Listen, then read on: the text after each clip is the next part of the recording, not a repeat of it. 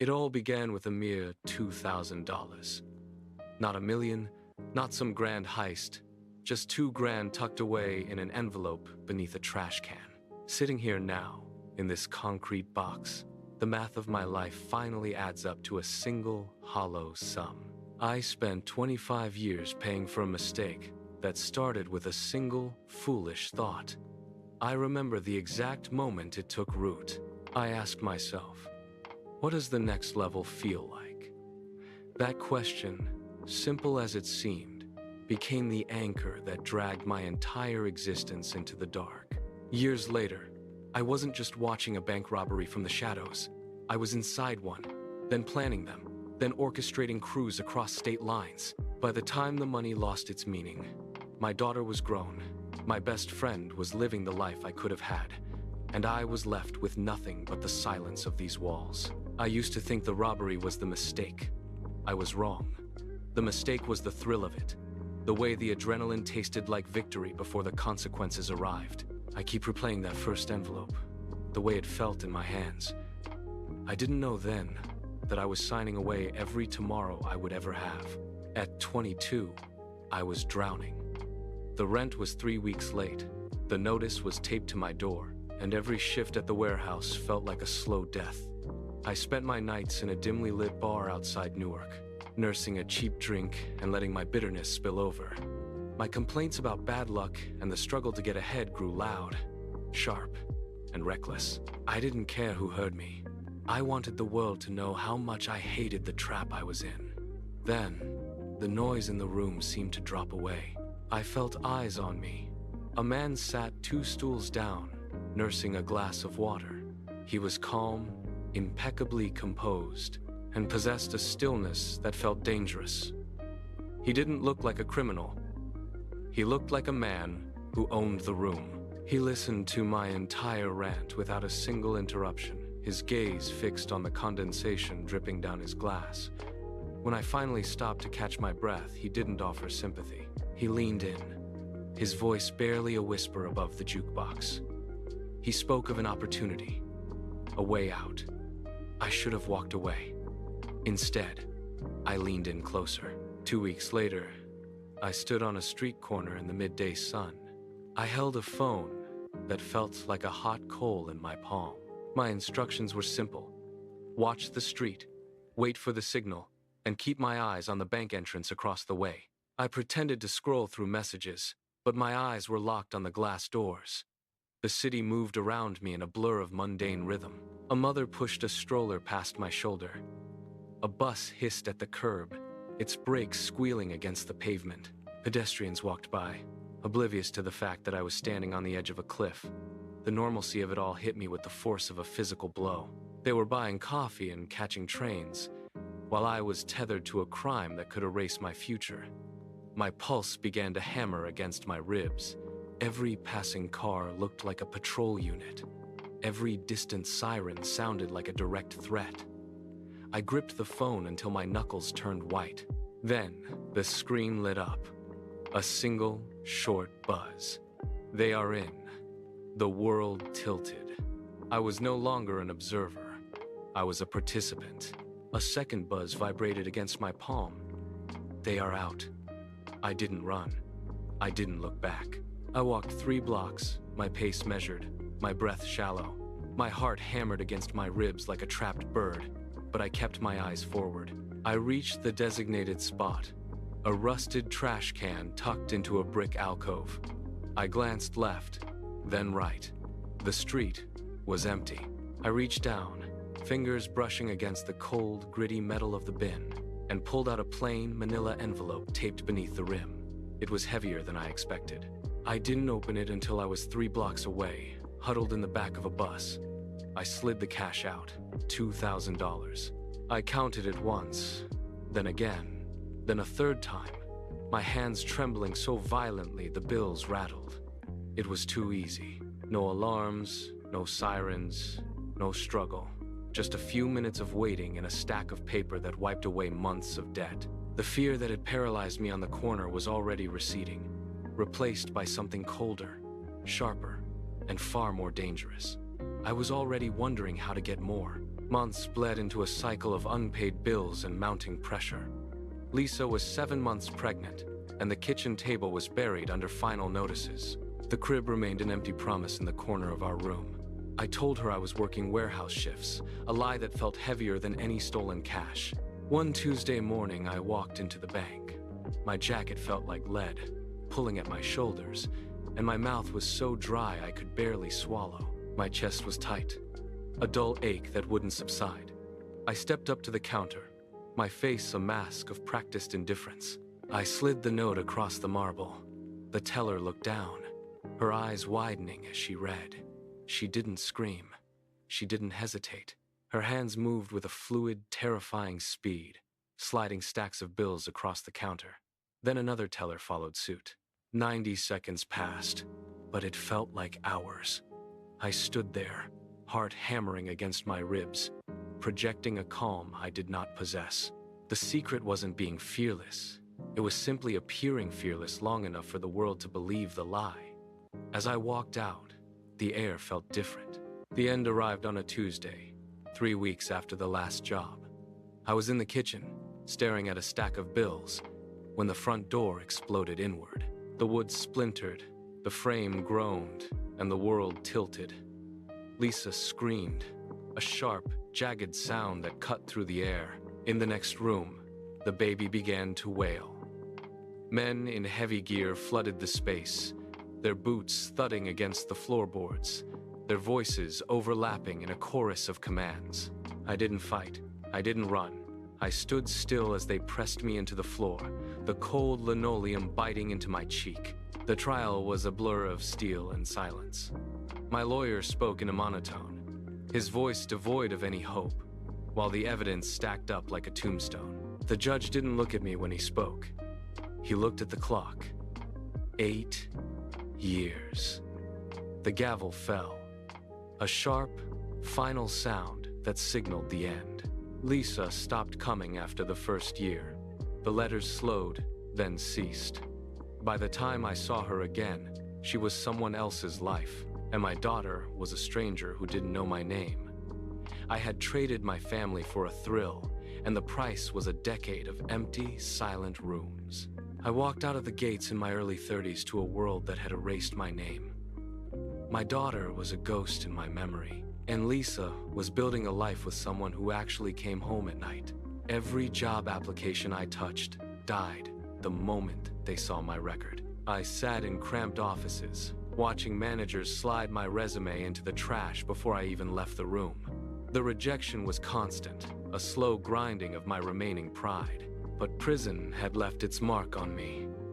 I had learned to watch, to wait, and to calculate the distance between people. That was how I found myself in a Baltimore halfway house, staring at a plate of cold eggs. Marcus sat across from me. He was a former truck driver, a man who spoke in short, clipped sentences that felt like heavy stones. He didn't talk about money or glory.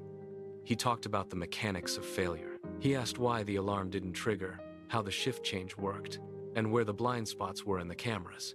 He didn't see a criminal. He saw a series of variables waiting to be solved. For the first time, I wasn't just a desperate kid looking for a score. I was a student of the craft. We didn't talk about the past. We talked about the next move.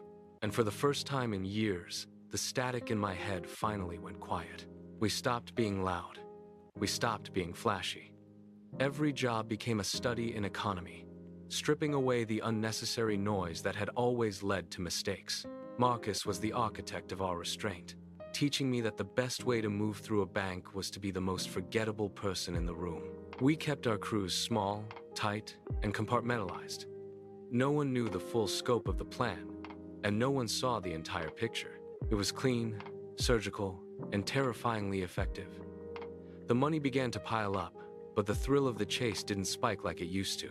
Instead, it settled into a cold, sharp clarity. I found myself walking through a lobby, eyes scanning the ceiling for camera blind spots, and the floor for the teller's panic button, and I felt nothing but a professional satisfaction. This was the work. I was good at it, better than I had ever been at anything legal. The fear that once made my hands shake had completely evaporated. replaced by the quiet confidence of a man who knew exactly how the machine worked. That was the most dangerous part of all. We sat in a diner off the highway, the smell of burnt coffee and grease hanging in the air. The job had gone perfectly. No alarms, no witnesses, just a clean exit. I was waiting for Marcus to start the usual post-game analysis, but he just stared out the window at the dark asphalt. He told me he was done. He had saved enough to vanish into a small town in North Carolina, near his sister. He spoke of a porch, a dog, and a life without ghosts. Then he looked at me, his expression unreadable, and said the words that would haunt me for 2 decades. The trick isn't knowing how to start. It's knowing when the math stops working. I heard him, but I didn't listen. I was too busy counting the potential of the next score. The fear was gone, replaced by a dangerous, swelling ego. I wasn't the desperate kid on the street anymore. I was the architect, the boss, the man who had mastered the system. I was already planning the next job before the coffee hit the table, completely blind to the fact that the math was already turning against me. The descent didn't happen in a single, catastrophic moment. It happened in the small, sloppy choices that followed my newfound pride. I started taking on larger crews, looser connections, and more frequent jobs. I convinced myself that I was untouchable, that the system was mine to command. But every empire has a weak link, and mine was a kid I barely knew, picked up on a petty charge in a town 3 states away. It wasn't about the money or the violence. It was something small, something stupid. He sat in a cold interrogation room, facing a sentence that would bury him for life, and he did the math. He didn't hesitate. He traded my name, my storage units, my burner phones, and my methods for a chance at freedom. He gave them the blueprint to my entire life. The FBI didn't rush in with sirens or flashing lights. That was the most agonizing part. They waited. They watched from the shadows, building the case brick by brick, documenting every move until there was no space left for me to breathe. They knew my patterns, my safe houses, and my next planned move before I even stepped out the door. The trap had been set months ago, and I had walked right into it. The silence in the apartment was heavy, a false sense of security that had become my only companion. I was reviewing the logistics for the next job, my mind tracing the routes and the timing, when the world simply ceased to exist as I knew it. The front door did not just open. It exploded inward, wood splintering against the hallway floor with a deafening crack. Before the dust could settle, the room was filled with motion. Dark shapes moved with a precision that made my own crew look like amateurs. They were everywhere at once, flooding the kitchen, the living room, the bedroom. I reached for the counter, but a hand slammed me against the wall. The air was thick with shouted commands, a cacophony of voices that drowned out every thought I had left. I felt the cold bite of steel against my wrists. It was over in less than 10 seconds. I looked up to see the agents moving through my belongings, pulling out the files and the phones I had spent years hiding. The case they had built in the shadows was now fully exposed in the light. My run was finished, and for the first time in years, there was nowhere left to go. The trial was not a debate. It was a reading of my own undoing. I sat in the center of the room, while the evidence piled up like a mountain of stone. Recordings of my voice, surveillance footage of my movements, and the testimony of the men I had trusted, they all spoke with a clarity that left no room for denial. My own crew described the operations with such precision, it felt like they were reading a manual I had written myself. I looked at the jury and saw the verdict before the foreman even stood. Guilty on every count. Conspiracy, armed robbery, organized crime. The judge sat high above, his voice a steady, rhythmic drone that stripped away the last of my defenses. He spoke for what felt like an eternity, detailing the scale of the damage and the weight of the law. Then, the room went still. He uttered the only number that mattered, 25 years. I was 35. I did the math in my head before the gavel even hit the wood. I would be 60 years old before I saw the sky without a fence in the way. The reality settled into my chest, heavy and cold. The prison gates closed with a sound that stayed in my marrow long after the echo died. The first few months were a blur of noise and hostility, but then the silence of the routine took over. The adrenaline that had once kept me awake at night simply evaporated, leaving behind a hollow space where my drive used to be. Every day became a carbon copy of the one before. I watched the years stack up like boxes in a windowless room, each one tighter than the last. My body began to betray me. My knees gave out during morning counts, and my back stiffened into a permanent ache. I caught my reflection in the polished steel of the cell door and barely recognized the man looking back. I was no longer the planner, the organizer, or the boss. I was just a number on a roster, a ghost waiting for a release date. The legend I had built in my head had dissolved, leaving only the slow, agonizing passage of time. The mail call was the only interruption to the gray cycle of prison life. One afternoon, a thick envelope arrived with no return address. Inside, there was no letter, only a single photograph. I stared at it until the edges curled under my thumb. It was a girl, standing on a porch, squinting against the sun. She had my eyes, the same sharp set to the brow, but the rest of her face belonged to a life I had never touched. I turned the photo over, but it was blank. I knew then it was my daughter. She was a teenager, then an adult, growing up in the gaps between my visits. I had spent years tracking bank schedules and escape routes, but I had failed to track the only thing that mattered. I looked at the photo until the image blurred into a smudge of color. The ache in my chest was not for the lost money or the failed jobs. It was for the milestones I had traded away for a thrill that had long since rotted. I realized then that the judge had not sentenced me to 25 years. I had sentenced myself to a lifetime of absence the moment I chose the first robbery. I sat at the small, bolted-down desk and pressed the pen into the paper until the tip snapped. I wrote to Marcus. I did not know if the address was still valid or if he would even acknowledge a man who had long since become a ghost. I dropped the letter into the outgoing bin and waited. Weeks turned into a month of staring at the cell door, expecting nothing. Then, a guard tossed a thick envelope onto my bunk. I tore it open with shaking fingers. Marcus had bought the house. He had the porch. He had the dog.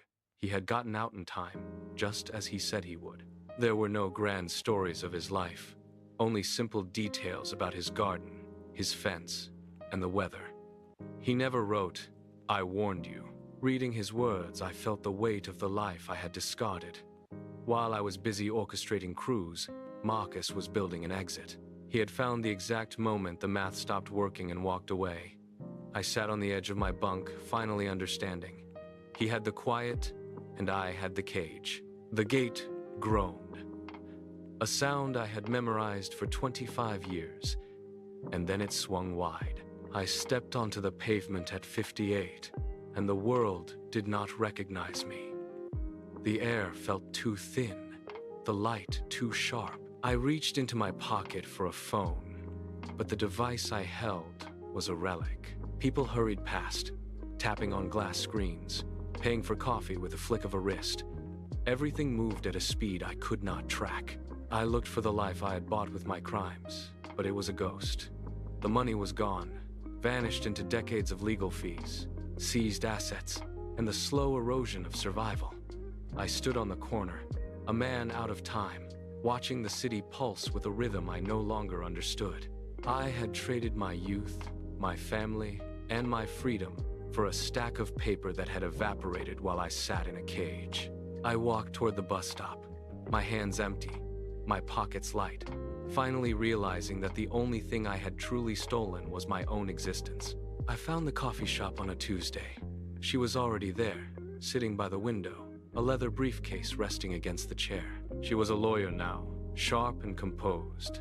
A life built on the very laws I had spent decades breaking. I sat down, my hands trembling against the cold surface of the table. She did not reach out. She looked at me, her eyes tracing the lines of my face, searching for a father who had been absent for every milestone that mattered. "Kindergarten," she said, her voice steady. "Birthdays, graduation, where were you?" The questions hit like physical blows.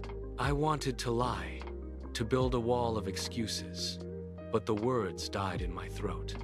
I looked at her, then at the empty chair beside her, and realized there was nothing left to protect.